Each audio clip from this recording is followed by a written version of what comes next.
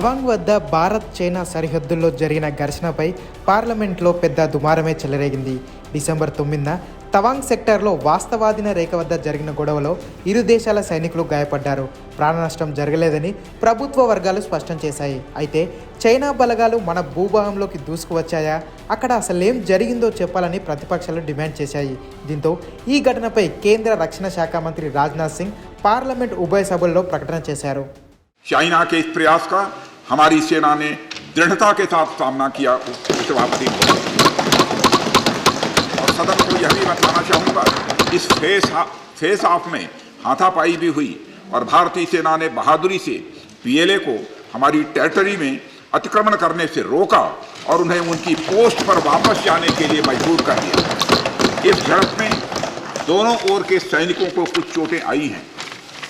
उपसभापति महोदय, मैं इस सदन को यह बताना चाहता हूं कि हमारे किसी भी सैनिक की न तो मृत्यु हुई है और न ही कोई गंभीर रूप से घायल हुआ. इंडियन मिलिट्री कमांडर्स के टाइमली इंटरवेंशन के कारण पीएलए सोल्जर्स अपनी लोकेशंस पर वापस चले गए और इस घटना के पश्चात एरिया के लोकल कमांडर ने 11 दिसंबर 2022 को अपने चाइनीज काउंटर पार्ट के साथ स्थापित व्यवस्था के तहत एक फ्लैग मीटिंग भी की और इस घटना पर चर्चा की. కేంద్ర హోంమంత్రి అమిత్ షా కూడా దీనిపై స్పందించారు. మోదీ ప్రభుత్వం అధికారంలో ఉన్నంత కాలం ఏ ఒక్కరూ భారత్లో అంగుళం భూమిని కూడా ఆక్రమించలేరని స్పష్టం చేశారు. चीन की दूतावास से मिले हुए अनुदान से समाप्त हुआ है. आपके ही समय में हजारों किलोमीटर भूमि अवैध रूप से हमसे हड़प ली गई है. आपके ही समय में हमें मिली हुई सुरक्षा परिषद की सदस्यता आपने निजी संबंधों को बनाने के लिए चीन की भेंट कर दी है. ये सारी जनता इस सभी विषयों को जानती है. मैं इतना स्पष्ट कहना चाहता हूं कि भारतीय जनता पार्टी की सरकार है, नरेंद्र मोदी इसके प्रधानमंत्री है और जब तक भारतीय जनता पार्टी की मोदी सरकार चल रही है, 1 इंच जमीन पर भी कोई कब्जा नहीं कर सकता. చైనా కుయుక్తుల గురించి మాట్లాడే దమ్ము బీజేపీకి లేదంటూ అసదుద్దీన్ ఓవైసీ తీవ్రంగా విమర్శించారు. और 12 को रात में मालूम होता है, वो ट्रिब्यून अखबार और फिर विजेता सिंह हिंदू में रिपोर्ट करती है. पार्लियामेंट चल रही तो बताते नहीं, आप बताएंगे नहीं. आप पार्लियामेंट को माने पार्लियामेंट को आप डाक में रखेंगे, अंधेरे में रखेंगे. और तीसरी बात यह है कि प्रधानमंत्री क्यों चीन का नाम नहीं डरते हैं. लीजिए ना नाम आप. आपने तो उठकर जाकर हाथ मिलाया था चीन के लीडर से, देख लिया आप नतीजा क्या निकला. और खुद बीजेपी का एमपी कह रहा अरुणाचल का कि आकर हमारे बहादुर सिपाहियों को मारा गया, वो अभी अस्पताल में है.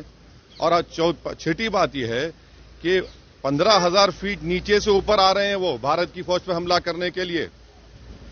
तो प्रधानमंत्री को सबसे पहले पार्लियामेंट में डिस्कशन अलाउ करना चाहिए. सरकार की जिम्मेदारी है, स्पीकर पर, चेयरमैन पर मत डालिए. డిసెంబర్ 7నే చైనాతో దౌత్యపరమైన సంబంధాలపై విదేశాంగ శాఖ మంత్రి జయశంకర్ పార్లమెంట్లో ప్రసంగించారు. గాల్వాన్ ఘటన తర్వాత పరిస్థితులు సున్నితంగా మారాయని, ఇరు దేశాల ఉన్నతాధికారులతో చర్చలు జరుపుతున్నామని తెలిపారు. Diplomatically, we have been very clear. We have been very clear with the Chinese that we will not tolerate, we will not countenance attempts to unilaterally change the line of actual control, and that so long as they continue to seek to do that, and if they have built up forces which in our minds constitute a serious concern in the border areas, then our relationship is not normal.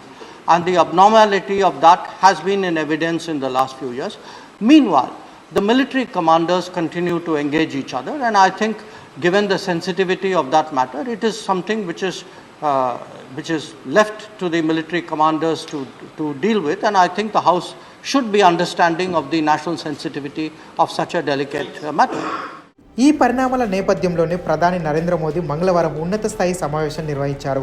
ప్రధాని దీని గురించి ఎక్కడా మాట్లాడకపోయినప్పటికీ అధికారులతో సుదీర్ఘంగా చర్చించినట్లు సమాచారం.